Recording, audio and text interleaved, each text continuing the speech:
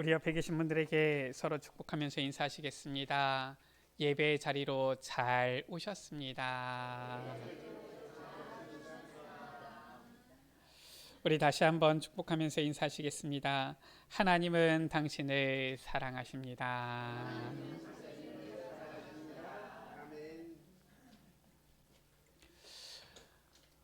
하나님께서 우리 에베네셀 교회에 주신 비전을 우리가 확인하고 있습니다. 하나님께서 우리 교회에 주신 첫 번째 비전, 말씀이 살아 역사하는 교회지요. 하나님께서 우리 교회에 주시는 비전입니다. 우리 교회를 통하여서 이루시고 또 우리에게 축복을 주시기 위한 비전이지요. 바로 오늘 말씀의 제목입니다. 진정한 예배를 드리는 교회입니다. 우리가 지난주에도 말씀을 받았지요. 모이기를 패하지 말라. 우리가 열심을 품고 이 예배의 자리에 모이기를 힘써야 되는 것입니다. 우리가 이 예배를 하나님께 드릴 때에 우리가 구경꾼이 아니고요, 참관인이 아니고요, 진정한 중심을 가지고 예배를 드려야 되는 것이지요. 오늘 말씀입니다. 예수님께서 3절에 갈릴리로 가시는 거예요. 유대를 떠나사 다시 갈릴리로 가실세. 4절에 보니까 사마리아를 통과하여야 하겠는지라 이렇게 말씀이 나오고 있습니다. 굉장히 실은 이상한 행보지요. 왜 그러느냐? 저 이스라엘이 다윗 왕, 솔로몬 왕 때까지는 이렇게 하나의 나라로 있었는데 그 솔로몬의 이 아들 때에는 이 이스라엘이 나뉘게 되어졌지요. 이 솔로몬 왕이 하나님께서 주시는 참 지혜를 얻고 많은 부귀영화를 누렸는데 그러다 보니까 저 많은 이 나라에 이 자만에서 공주들과 혼인을 하게 되어지는 거지요. 이방인들이 들어오는데 그 이방인들이 여인들이 그 나라의 우상들을 가지고 오는 거예요. 하나님께서 가장 싫어하는 이 우상의 깃발이 예루살렘에 나부끼기 시작하는 겁니다. 하나님께서 말씀하시는 거예요. 내가 다윗을 봐서 너 때에는 이 나라를 쪼개지 않지만 네 아들 때에는 이 나라를 나누게 되어질 것이다. 그래서 그 아들 르호보암 왕 때에 이스라엘이 북이스라엘과 남유다 이렇게 나뉘게 되어진 것입니다. 남과 북으로 나뉘게 되어진 것이죠. 이 다윗의 혈통의 왕들은 남유다, 이 왕으로서 남유다 이렇게 쭉 이어가게 되어졌고요. 이 북이스라엘에는 이제 이 여로보암이라는 이 사람이 왕이 되어져서 이제는 이 왕이 이어지는데 남유다에는 성경 가운데 보면은 그래도 간혹 하나님 앞에 올바르게 서려고 하는 이러한 선한 왕들이 간혹 나오는데 북이스라엘에는 보니까 선한 왕이 나오지가 않아요. 전부 이 악한 왕들만 서게 되어지는 거 있죠. 하나님께서는 어떻게 하시느냐? 결국 이 북이스라엘을 아수르에 넘기십니다. 그때가 바로 이제 BC 주전 722년이지요. 아수르에 의해서 북이스라엘이 완전히 멸망하게 되어지는데 얼마나 이렇게 비참하게 되어지느냐? 당시 이 아수르라는 나라가 실은 행했던 정책이 있고요. 강대국이 이제는 약한 나라를 정복하고 많은 지역을 차지하게 되어지니까 아니 원래 이 다스리지 않던 지역까지 다스리려고 하니까 이제는 이 나라의 통치가 그 지역까지 미쳐야 되잖아요.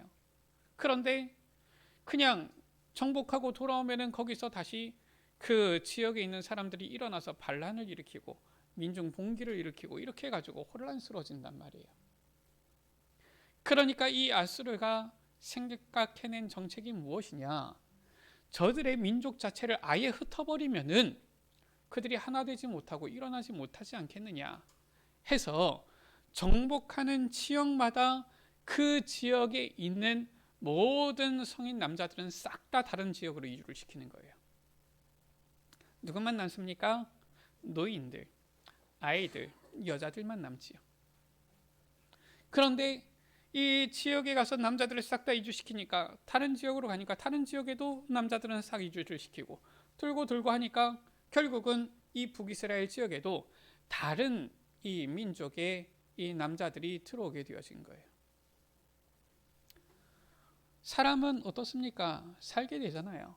그러니까 자연히 남자, 여자 살게 되어지니까 만나게 되어지고 결혼하게 되어지고 자녀를 낳게 되어지고 이렇게 되어지는 거지요.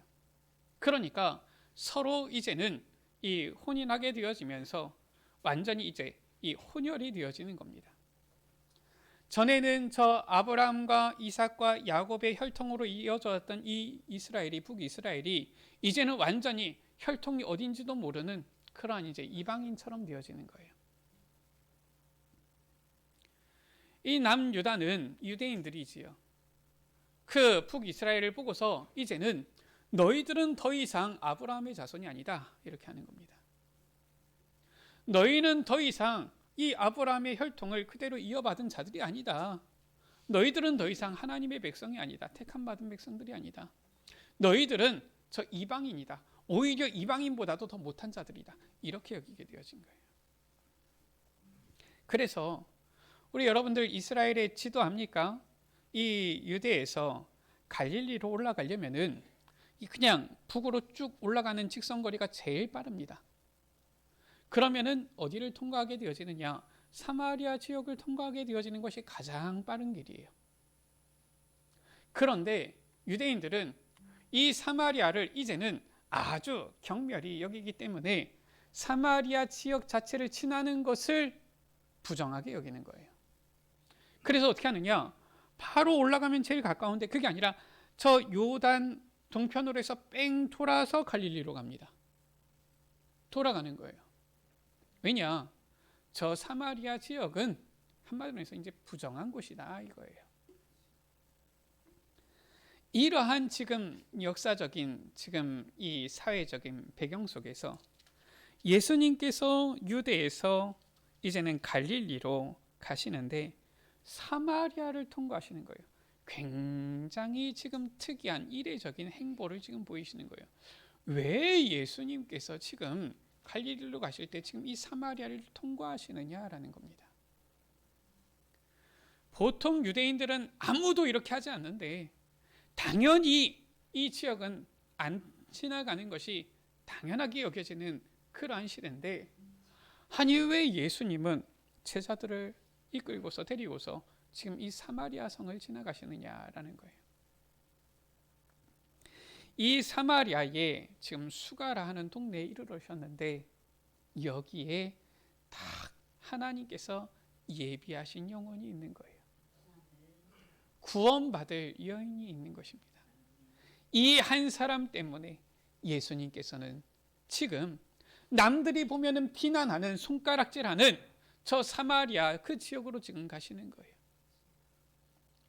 유대인들은 부정한 것을 만졌다, 부정한 곳에 있었다, 그럼 똑같이 부정하게 여기거든요.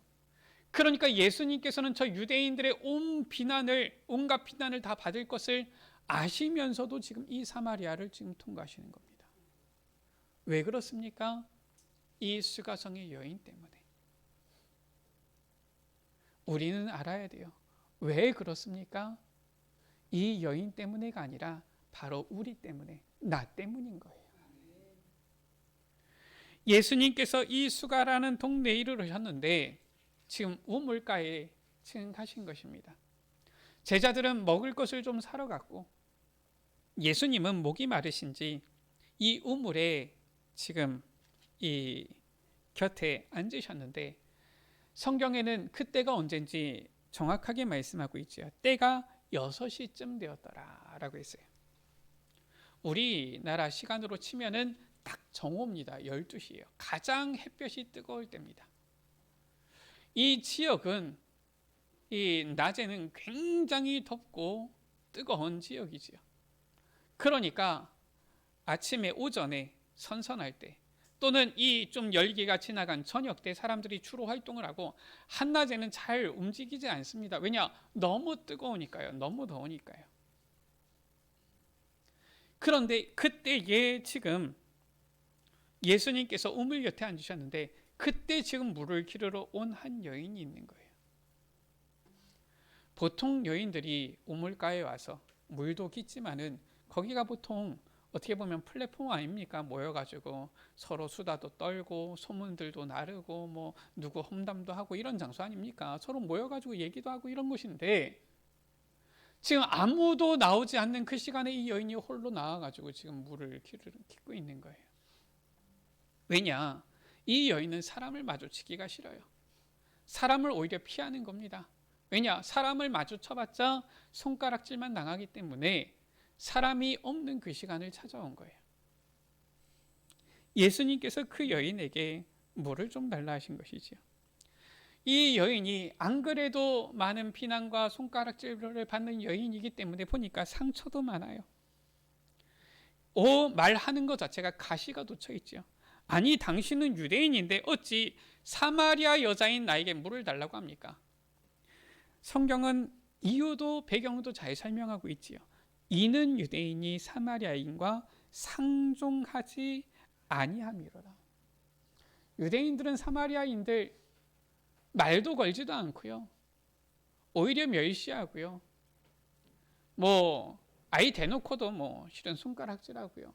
이러는 상황이기 때문에 지금 유대인인 예수님께서 사마리아 여인인 자기에게 물을 달라 하는 것이 굉장히 지금 어색하고 기이한 일인 거예요. 예수님께서 이 여인을 만나신 거예요. 그리고 이 여인을 이제는 구원하신 것입니다. 그 모든 상처를 알고 인생의 답을 주신 거예요. 이 여인이 어떤 여인입니까? 우리가 말씀을 보아서 알지만 이 여인은 이미 5번이나 결혼했던 여인이에요. 그러니까 그래요. 너무 안 맞아가지고 이혼을 했다. 이혼한 건 어떻게 하겠습니까? 그걸 죽입니까? 잘립니까? 아니 이혼을 했다 하는데 어떻게 합니까? 그러면은 다시 만나가지고 잘 살면 될 텐데 그게 아니에요.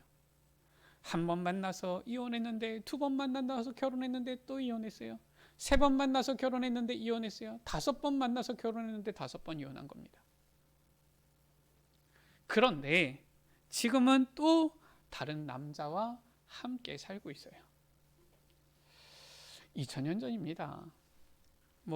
제가 살아보진 않았지만 우리나라도 한 60년, 70년 전에 옆집에 젓가락 몇 개 있는지 다 알았다면서요. 나이 드신 분들이 그렇게 얘기하시더라고요. 나이 드신 분이니까 권사님 이런 분들 얘기하면은 옛날에는 옆집에 이 젓가락 몇 개인지 다 알았어 이러면서 옆집에서 고등어 구우면은 온 동네에 다 알았어 이런 얘기 하시더라고요. 2000년 전입니다. 모르겠습니까? 동네에서. 요즘이야 아파트에서 옆집에서 보니까 누가 사는지 잘 모르고 지내는 경우도 있지만 지금 2000년 전에 이때에 온 동네에 이 여인에 대한 소문이 다 퍼진 거예요. 이야, 저 여자 5번이나 이혼했대. 근데 지금 또 다른 남자 만나서 살고 있대. 도무지 얼굴을 들고 다닐 수가 없어요. 인생이 공허해요. 답이 없어요. 평안이 없어요. 행복이 없어요. 이 여인에게 지금 예수님께서 찾아오셔서 인생의 답을 주신 거예요. 여자가 말하지, 메시아 곧 그리스도라는 이가 오실 줄을 내가 아는데 그가 오시면 모든 것을 우리에게 알려주실 것입니다. 예수님께서 말씀하십니다. 내게 말하는 내가 그라. 이 여인이 주님을 만난 거예요. 그러면서 우리가 너무나도 잘 아는 말씀이죠. 예배 때마다 우리가 고백하는 이 말씀이 여기서 나오는 것입니다. 23절에 아버지께 참되게 예배하는 자들은 영과 진리로 예배할 때가 오나니 곧 이때라. 아버지께서는 자기에게 이렇게 예배하는 자들을 찾으시느니라 하나님은 영이시니 예배하는 자가 영과 진리로 예배할지니라. 우리는 오직 하나님의 은혜로 구원받은 자들이에요. 어떻게 우리가 그 은혜를 받고 누릴 수 있습니까? 다른 방법은 없어요. 성령께서 우리 가운데 임재하시고 충만케 역사하시는 이 예배를 통하여 진정한 예배를 드리는 예배자로 나아갈 때 하나님의 은혜가 우리에게 강물같이 하수와 같이 흘러 넘치게 되어지는 것입니다. 첫 번째입니다. 에베소서 2장 8절 9절이지요. 너희는 그 은혜에 의하여 믿음으로 말미암아 구원을 받았으니 이것은 너희에게서 난 것이 아니요 하나님의 선물이라. 하나님께서 우리에게 구원을 주셨는데 그것은 오직 하나님의 은혜예요. 원래 정상적인 상황이라면 수가성의 이 여인은 예수님을 절대 만날 수가 없습니다. 예수님께서 사마리아를 삥 돌아서 가시면은 이 여인은 평생 살면서 예수님을 만날 수도 없고 인생의 답을 얻을 수도 없어요. 그러나 예수님께서는 이 여인을 만나기 위해서 사마리아 수가성으로 오신 거예요. 이게 바로 하나님의 은혜입니다. 우리는 죄인이라서 절대 하나님을 만날 수 없고 만날 가능성도 없는데 하나님께서 우리를 찾아오셨다라는 거예요. 그게 은혜 아닙니까? 예수님께서 사마리아 수가성의 여인을 찾아오셨는데 이 여인의 모습이 바로 저의 여인 참 부정한 여인이구나. 그게 아니라 우리의 모습이라니까요. 죄와 허물로 이미 죽어버렸던 우리의 모습이에요. 오직 은혜가 아니면은 하나님의 선물인 은혜가 아니고서는 살 수 없는 우리의 모습이란 말이에요. 그런데 하나님께서 우리에게 은혜를 주사 믿음을 주셔서 그 믿음으로 구원을 얻게 하셨다. 우리에게는 이 수가성의 여인이 예수님을 만난 것과 같은, 예수님께서 이 여인을 찾아오셔서 정말 주님을 만난 것 같은 이러한 그리스도를 만나는, 주님을 만나는 그 은혜의 시간, 그 시간이 필요한 거예요. 그 시간이 바로 예배의 시간인 것입니다. 작은 두 번째로 예수 그리스도를 만난 여인은 인생의 답을 얻게 되어졌어요. 25절 26절 가운데 메시아 곧 그리스도를 기다리는 이 여인에게 예수님께서 오셔서 말씀하십니다. 내게 말하는 내가 바로 그라, 그리스도라. 이 그리스도를 만난 여인은 어떻게 되어졌습니까? 14절이지요. 내가 주는 물을 마시는 자는 영원히 목마르지 아니하리니 내가 주는 물은 그 속에서 영생하도록 솟아나는 샘물이 되리라. 영생하도록 솟아나는 이 샘물, 영생의 샘물, 이 영생을 얻게 되어진 거예요. 인생의 참된 답을 얻게 되어지는 거예요. 영원한 답을 얻게 되어진 거예요. 그러니까 작은 세 번째로 이 여인이 어떻게 되어집니까? 주님을 만나게 되어지니까, 그리스도를 만나게 되어지니까 변화되잖아요. 어떻게 변화됩니까? 악인으로 변화됩니까? 아니에요. 예수 그리스도를 만난 자들은 바로 그리스도의 증인으로, 전도자로 변화가 되는 것입니다. 28절 말씀이에요. 예수님을 만난 이 여인이 어떻게 합니까? 지금 이 뜨거운 정오 이때에도 먹고 살아야 되니까 물을 길러 온 거란 말이에요. 물이 필요하잖아요. 마실 때에도 필요하고, 밥을 지을 때에도 필요하고, 빨래할 때에도 필요하고, 얼마나 많은 부분에 이 물이 필요합니까? 이 물이 필요해서 이 지금 땡볕에 사람들 눈을 피해서 나왔는데 이 물을 길어 가야지 또 이제 저녁에 밥도 짓기도 하고 할 것 아닙니까? 그런데 그리스도를 만난 이 여인 변화되어졌어요. 물동이를 버려두고. 얼마나 지금 중요한 겁니까? 자기의 삶에 있어서, 생활 가운데 있어서 너무나도 중요한 건데 그 생활 중요한 것을 버려두고. 우리는 어떻습니까? 이 여인과 같이 변화였습니까? 아직도 우리 생활에, 아직도 우리의 일에 매여가지고 우리가 예배보다 이 생활 삶 때문에 어쩔 수 없어요 목사님, 먹고 살아야 되잖아요. 그래서 우리는 혹시나 아직도 예배를 놓치고 합니까? 이 여인은 과감하게 물동이를 버려두고 인생에 소중하던 중요하던 것들 내버려두고 어떻게 합니까? 29절이지요. 동네에 들어가서 사람들에게 말합니다. 내가 행한 모든 일을, 그 일이 자랑할 만한 일입니까? 부끄러운 일이잖아요. 가능하면은 숨기고 싶고, 드러나도 아닌 척하고 싶고, 가능하면은 모르는 척하고 싶고, 이러한 부끄러운 일들인데, 내게 행한 모든 일을 내게 말한 사람을 와서 보라. 이는 그리스도가 아니냐. 와서 보라. Come and see. 이는 그리스도가 아니냐. 자기의 부끄러움을 상관치 않고 그리스도를 전하는 전도자로 변화가 되어진 거예요. 이것이 바로 예배인 것입니다. 예배의 시간에 하나님께서는 우리에게 은혜를 주사 우리의 인생에 답을 주시고 영원한 답을 주시고 우리로 하여금 변화시키시는 거예요. 우리의 한계 있잖아요. 아니, 우리 한계, 아무리 건강해도 한계 있잖아요. 돈 많아도 한계 있잖아요. 똑똑해도 한계 있잖아요. 우리 인생의 답 대신 그리스도 만나는 이 시간이 바로 예배 시간이라니까요. 우리의 한계를 완전히 뛰어넘는 시간, 이 예배 시간. 히브리서 4장 16절이지요. 그러므로 우리는 긍휼하심을 받고 때를 따라 돕는 은혜를 얻기 위하여 은혜의 보좌 앞에 담대히 나아갈 것이니라. 바로 이 예배는 우리의 한계 완전히 뛰어넘고 답을 얻는 은혜의 보좌로 나아가는 시간이에요. 그래서 예배 시간은 어떤 시간이냐?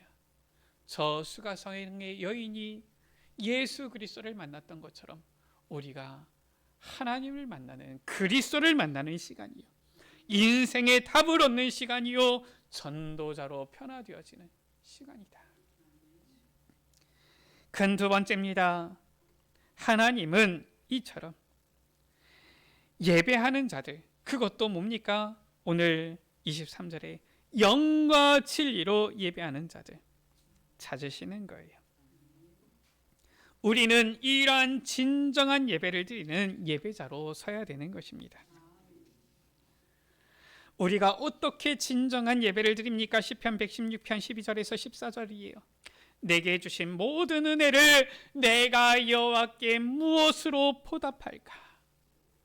내가 구원의 잔을 들고 여호와의 이름을 부르며 여호와의 모든 백성 앞에서 나는 나의 서원을 여호와께 갚으리로다.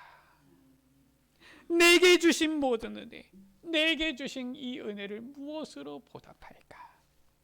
이 하나님의 은혜에 보답하는 마음으로 우리는 나아가야 하는 것입니다. 이것이 바로 우리가 예배 시간에, 예배에 우리가 자세로 가져야 될 모습이에요. 시편 50편 26절이지요. 감사로 제사를 드리는 자가 나를 영화롭게 하나니 그의 행위를 옳게 하는 자에게 내가 하나님의 구원을 보이리라. 하나님의 그 은혜에 감사하면서 나아가야 되는 거예요. 시편 100편 4절입니다. 감사함으로 그의 문에 들어가며 찬송함으로 그의 궁정에 들어가서 그에게 감사하며 그의 이름을 송축할지어다. 우리에게 한이 없는 은혜와 상급을 주시는 그 하나님께 감사하는 마음으로 나아가야 되는 거예요. 그게 바로 예배 시간입니다. 우리 여러분들 어떻습니까? 어릴 때 학교 다닐 때 학교에서 상을 받는다. 어떻습니까? 상을 받으러 저 보면은 이 시상 때 올라간다. 왜 나에게 상을 줘가지고 기분 나쁘네 이럽니까? 아니잖아요. 기다려지잖아요. 나도 상을 받는구나 이러면서. 우리 여러분들, 이 예배 시간은 하나님께서 우리에게 은혜를 상급을 주시는 시간이라니까요. 그 기대하는 마음으로 나와야 되는 거예요. 우리 사랑하는 사무엘 이름을 얘기해서 미안한데 예배 시간에 조금만 일찍 오세요. 우리가 정말 사모함으로 나아가면은 늦게 오는 게 아니라 조금 일찍 오는 겁니다. 이게 예배예요. 이 자세를 가져야 돼요. 작은 두 번째입니다. 우리의 몸을 거룩한 산 제물로 드려야 되는 거예요. 로마서 12장 1절 가운데 그러므로 형제들아 내가 하나님의 자비하심으로 너희를 권하노니 너희 몸을 하나님이 기뻐하시는 거룩한 산 제물로 드리라. 이는 너희가 드릴 영적 예배니라. 아니 우리가 하나님께 나와서 예배 드리는데 하나님께서 받으실 만한 예배를 드려야 될 건 아닙니까? 뭐라고 말씀하고 있습니까? 너희 몸을 거룩한 산 제물로 드려라. 아니 우리가 우리의 몸을 어떻게 산 제물로 드립니까? 이 산 제물로 드려라. 이것은 무엇입니까? 희생 제물을 말하는 거예요. 구약 시대에 짐승을 잡아서 각을 떠서 벌려놓고 태워서 화제지어 하나님께 제사를 드렸는데, 아니 그럼 우리가 뭐야 하나님 인신 제사를 받으시는 분입니까? 지금 그 말이 아닙니다. 우리의 몸을 거룩한 산 제물로 드리라. 무엇입니까? 우리는 날마다 하나님 앞에서 나는 죽었습니다. 내 안에 그리스도만이 사십니다. 이 자세로 나아가라라는 거예요. 갈라디아서 2장 20절이지요. 내가 그리스도와 함께 십자가에 못 박혔나니 그런즉 이제는 내가 사는 것이 아니요 오직 내 안에 누가 그리스도께서 사시는 것이라. 우리는 자꾸 내가 살아요. 내가 살아서 말씀 듣고서 이 말씀은 내게 은혜가 되고 이 말씀은 내게 은혜가 안 되고, 내가 살아가지고 자꾸 이 말씀은 내게 필요하고 이거는 내가 나하고 상관이 없는 것 같고, 자꾸 내가 살아서 내가 생각하고 내가 판단하고 내 주장으로 자꾸 나아갑니다. 그게 아니에요. 예배는 나는 죽는 거예요. 예배는 무엇입니까? 거룩한 산제물로 드리라. 그리스도께서 사시는 거예요. 오직 그리스도 안에서 나는 살게 되어졌습니다. 오직 주의 은혜입니다. 이게 바로 예배예요. 작은 세 번째입니다. 우리는 진정한 예배자의 자세를 갖춰야 돼요. 예배에는 네 가지 요소가 있죠. 찬송, 온전히 하나님께 영광 돌리는 것입니다. 기도, 우리의 마음을 하나님께 고하고 하나님의 음성에 귀를 기울이는 이 소통하는 시간이에요. 말씀의 시간, 설교의 시간이지요. 나에게 주시는 응답을 확인하면서 아멘으로 순종하는 시간입니다. 헌신입니다. 하나님께서 우리에게 주신 그 은혜에 감사하면서 나를 드리는 이 시간이에요. 이 예배의 네 가지 요소가 다 들어있는 이 예배가 보통 이제 공예배지요. 그래서 세례교인은 세례 교육할 때에 늘 하는 말인데요. 공예배에 참석할 의무가 있어요. 그래서 우리가 다른 시간에는 혹시나 바빠서 삶 속에서 예배를 못 드리더라도 가능하면 공예배는 참석하려고 힘써야 됩니다. 우리가 바쁘니까 어려워요. 하지만은 실은 마음만 먹으면은 또 얼마든지 할 수 있어요. 우리가 지난번에 또 우리 렘넌트 이 간증을 들었잖아요. 여기서 학교가 멉니다. 얼마나 피곤하겠습니까? 우리 여러분들도 아시겠지만은 이 간호학과 같은 경우는 모든 외워야 될 것이 전부 다 영어로 되어져 있어요. 전부 다 영어로 외워야 됩니다. 그러니까 안 그래도 공부해야 될 양도 많아요. 그런데 보면은 자기가 공예배를 놓쳤더니 영적으로 다운이 되고 힘들다 이거예요. 그래서 그 있는 지역에서도 공예배를 꼭 드린다 안 합니까? 그러니까 자기가 영적으로 힘을 얻는다. 그게 맞는 겁니다. 우리 세례교인 이상은 공예배를 가능하면 공예배를 드릴 수 있도록 힘써야 돼요. 그래서 우리가 이 진정한 예배자의 자세를 갖춰서 드려야 되는 거예요. 예배를 드려야 되는 것입니다. 가능하면 어떻게 해야 되느냐? 오늘 주일이네. 성경책 어디 있어? 성경책 여기 있네. 먼지가 있네. 툭툭 하고서 들고 오면은 진정한 예배자의 자세가 되겠습니까? 아니면 어떤 분은 아예 성경책이 교회에 있어야지. 교회에다가만 성경책을 갖다 두고 절대 성경책을 집에 안 들고 가시는 분들도 있어요. 그러지 마세요. 가능하면 성경책 가지고 다니세요. 교회에서 집에만 왔다 갔다 할 때만 가지고 다니시는 게 아니라 가능하면 여러분들 직장 갈 때에도 성경책이 커서 무겁습니까? 좀 작은 거 사서 가지고 다니세요. 항상 하나님의 말씀을 내가 원할 때 묵상할 수 있도록 가능하면 늘 성경책을 가지고 다니세요. 예배를 어떻게 드려야 되느냐? 미리 준비해야 되는 겁니다.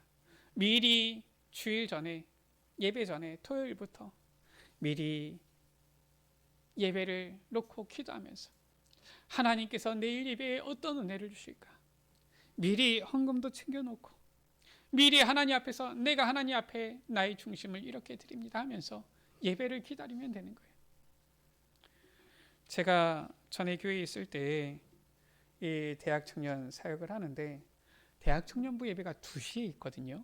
우리 교회는 지금 이제 좀 이제 예배 공간이 이렇다 보니까 더 늦게 있지만은 2시에 있는데 아니 예배 시간에 안 나와서 연락을 해본 거예요. 아니 무슨 일이 있냐 어떻게 예배를 못 나왔냐 그랬더니 하는 말이 자기 잠을 자다가 늦잠을 자서 못 나왔대요. 야 2시인데 도대체 어떻게 잠을 자면은 못 나오지? 그래서 물어봤어요. 그렇구나. 많이 피곤했나 보다. 어제 몇 시에 잤니? 했더니 밤새 술 마시고 6시에 잤대요. 7시에 잤대요.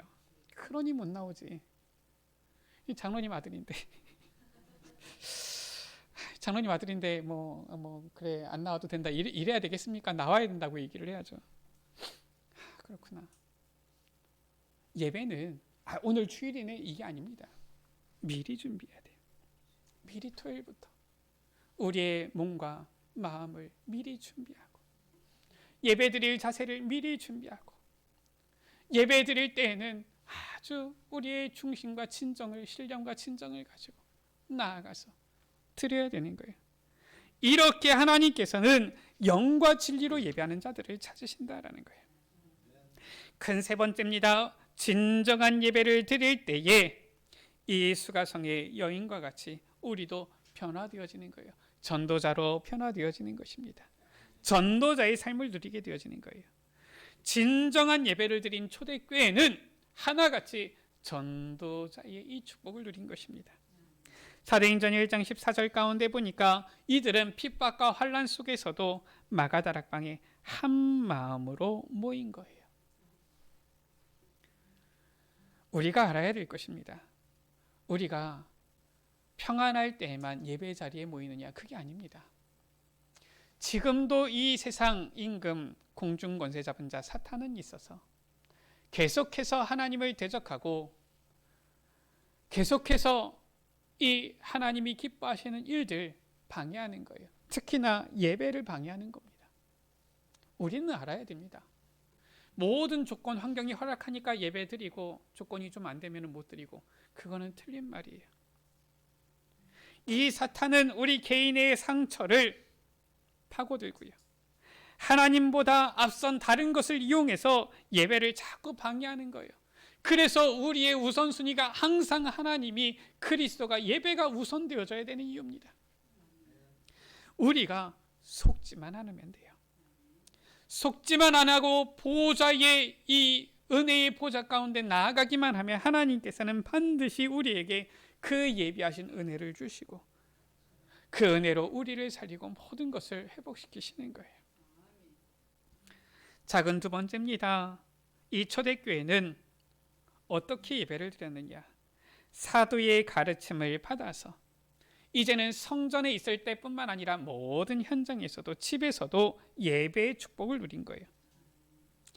사도행전 2장 42절이지요. 그들이 날마다 사도의 가르침을 받아 서로 교제하고 떡을 떼며 오로지 기도하기를 힘쓰니라. 오늘도 우리 안수 지사님 기도하시는데 참 너무 기도 잘하시지요. 딱 말씀을 붙잡고 기도하시는데 지난 강단의 말씀을 딱 붙잡고 기도하시는데 참 우리 교회 성도님들 보면은 기도하시는 거 들을 때마다 야 다들 참 그래도 말씀을 붙잡고 살아가는구나 막 느껴져요. 그들이 사도의 가르침을 받아 이게 초대교회의 모습이에요. 46절 47절이지요. 날마다 마음을 같이하여 성전에 모이기를 힘쓰고 집에서 떡을 떼며 라고 했어요. 성전에 모여서 예배의 축복을 누리고 집에서 또한 이 예배의 축복을 함께 가져와서 누리고 사도행전 5장 42절이지요. 그들이 날마다 성전에 있든지 집에 있든지 예수는 그리스도라고 가르치기와 전도하기를 그치지 아니하니라. 교회 모일 때만 예배를 드립니까? 아니에요. 초대교회는 성전에 나와서도 집의 현장에서도 어디 직장 현장에서도 늘 이 예배의 축복 속에 있었던 것입니다. 작은 3번째입니다. 그래서 그들은 어떻습니까? 완전히 하나님께 드려진 축복된 삶을 누렸던 거예요. 전도와 선교를 위해서 모든 것을 하나님께 드렸지요. 사도행전 4장 32절입니다. 믿는 무리가 한 마음과 한 뜻이 되어 모든 물건을 서로 통용하고 자기 재물을 조금이라도 자기 것이라 하는 이가 하나도 없더라. 그래서 이들이 빈곤해졌습니까? 어려움을 당했습니까? 아니에요. 이들은 오히려 세계를 살 만한 축복을 받았어요. 세상 사람들의 특징 무엇입니까? 어떻게든지 안 뺏기고 자기 것 챙겨 먹으려고 애를 쓰는데 어려워요. 힘들어요. 먹고 살기가 힘들어요. 저는 밖에서 사람들이 얘기할 때 늘 힘들다는 얘기하지, 어렵다는 얘기하지, 나는 괜찮아, 이런 사람 얘기를 잘 못 들어봤어요. 그 보니까 이게 어릴 때부터 각인된 것 같아요. 학생들 중에서도 보면 시험 잘 봤니? 물어보면은 꼭 잘 봤다는 애는 아무도 없어요. 다 못 봤어요. 보면은 희한하죠. 이 우리나라 사람들만 가지고 있는 특성입니까? 제가 뭐 세계 사람들을 잘 몰라서 보면은 잘 봤다. 나는 나는 기대하셔도 되는데 이런 학생들 잘 못 만나봤고요. 밖에서도 보면 나는 보니까 괜찮다. 복을 많이 받았다. 나는 부족한 게 없다. 이런 사람들 별로 못 봤어요. 항상 보면 시험 못 봤다. 항상 보면 어렵다. 그게 세상입니다. 세상 사람들의 특징이에요. 불신자들의 특징입니다. 초대교회는 그러지 않았어요. 오히려 자신의 모든 것을 하나님을 향하여서 드려진 삶을 살았는데 그들은 부족함이 없었다. 모자람이 없었다. 모든 것이 남음이 있었다. 성경은 이렇게 말씀하고 있습니다. 이것이 바로 초대교회의 모습이고요. 진정한 예배자로 나아갔던 자들의 모습이에요. 결론의 말씀입니다. 예배는 무엇입니까? 예배는 우리가 하나님께 경배를 돌려드리는 것인데 어떤 분은 얘기하시더라고요. 예배는 헌신이다. 예배는 바로 무엇입니까? 하나님께 예배하는 자들은 신령과 진정으로 예배할지니라. 하나님께 나를 드리는 것이 바로 예배예요. 헌신입니다. 우리가 이 진정한 예배를 드려야 되는데 언제 이 예배를 드려야 됩니까? 고린도후서 6장 2절이에요. 이르시되 내가 은혜 베풀 때에 너에게 듣고 구원의 날에 너를 도왔다 하셨으니 보라 지금은 은혜 받을 만한 때요. 보라 지금은 구원의 날이로다. 우리는 다음해가 아닙니다. 지금 진정한 예배를 드려야 되는 거예요. 진정한 예배를 통하여 이 모든 사탄의 괴계를 완전히 무너뜨리고 오직 하나님께서 주시는 은혜를 누리는 예배자로서는 우리 모든 에베네셀 가족들 되시기를 주의 이름으로 축원합니다. 우리 옆에 계신 분들 서로 축복하면서 우리 권면하면서 인사하시겠습니다. 진정한 예배자로 섭시다. 다시 한번 우리 인사하시겠습니다. 진정한 예배를 드립시다. 우리 시간 같이 찬양합니다. 아멘. 주를 찬양하나이다. 우리 같이 찬양합니다.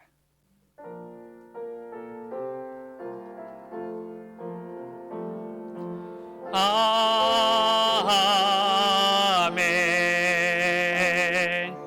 주를 찬양하나이다.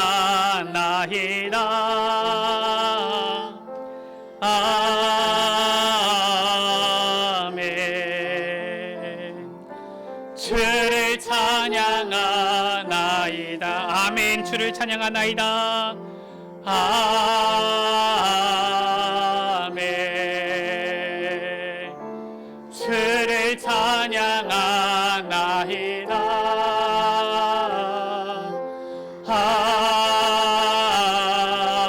아멘. 주를 찬양하나이다. 아멘. 아멘. 주를 사랑하나이다. 주를 사랑하나이다.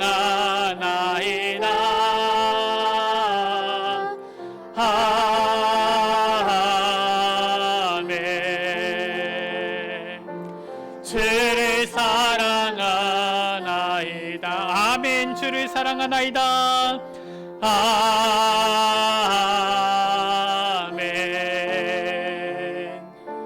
주를 사랑하나이다.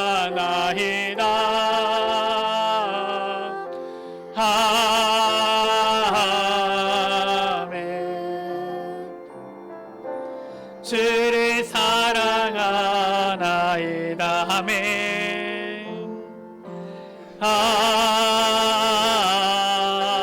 아멘. 주께 영광 돌립니다. 주께 영광 돌립니다.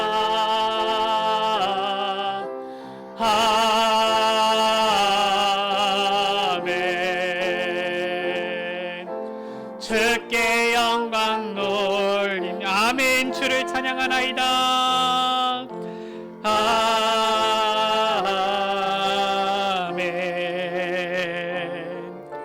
주를 찬양하나이다.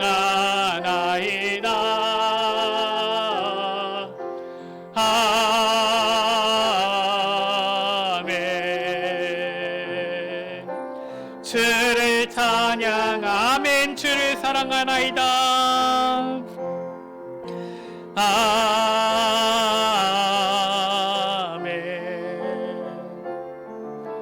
주를 사랑하나이다.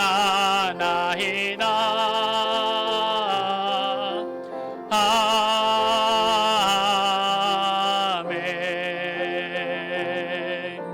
주를 사랑하나이. 아멘. 주께 영광 돌립니다. 아멘. 주께 영광 돌립니다.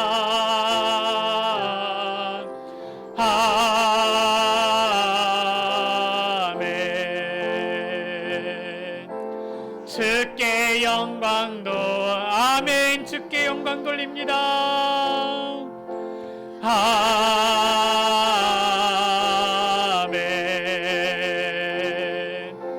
주께 영광 돌립니다.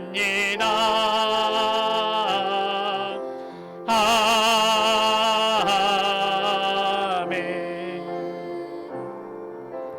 주께 영광 돌립니다. 우리 생같이 기도합니다. 저 수가성의 여인과 같이 도무지 주님을 만날 수도 없고 그 인생의 문제와 괴로움 속에서 답을 얻을 수도 없는 우리를 주님께서 찾아오사 우리에게 인생의 답을 주시고 우리를 하나님의 자녀 삼아 주시고 우리에게 이 예배의 축복을 누리게 하십니다. 주님, 우리가 주님 앞에 영과 진리로 예배하는 신령과 진정으로 주님께 나아가는 진정한 예배자로 서게 하여 주옵소서. 우리 에베네셀 교회가 진정한 예배를 드리는 교회가 되게 하여 주옵소서. 우리 이 시간 다같이 주여 한 몸으로 갑심으로 기도하십니다. 주여.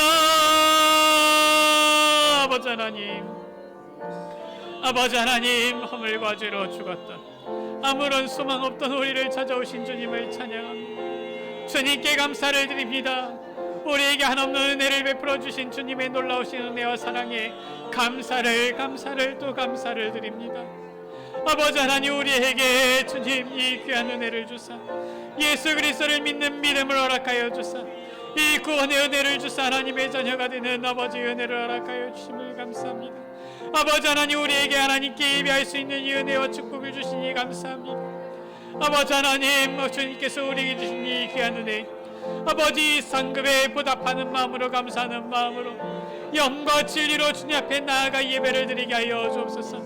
신령과 진정으로 주님 앞에 예배를 드리게 하여 주옵소서. 진정한 예배자로서는 우리의 모습이 되게 하여 주옵소서. 아버지 하나님, 우리 에베네셀 교회가 진정한 예배를 드리는 교회가 되게 하여 주옵소서. 우리 모든 에베네셀 가족들이 진정한 예배자로서서 아버지 하나님께서 주시는 이 은혜의 보좌 앞에 담대히 나아가도록 은혜 베풀어 주옵소서. 이 은혜를 받아 정말로 아버지 수가성의 여인이 변화되어 전도자의 삶을 살았던 것처럼 우리도 변화되어 전도자들이 되어지도록 하게 하여 주옵소서. 이 전도자의 아버지 축복을 누리게 하여 주옵소서. 이 은혜 속에 걸어가는 우리 모든 에베네셀 가족들 되어지도록 주님 은혜 베풀어 주옵소서.